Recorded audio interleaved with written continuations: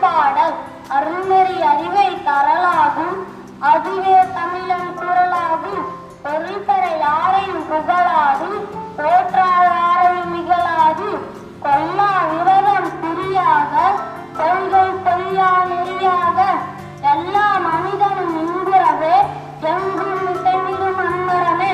அன்பு மரமும் நீக்கிவிடும், அச்சம் என்பதை போக்கிவிடும். இன்பம் பொழிகிற வானொலியாம், எங்கள் தமிழனும் தேன்மொழியாம். நாமக்கல் கவிஞர் வே. ராமலிங்கம்.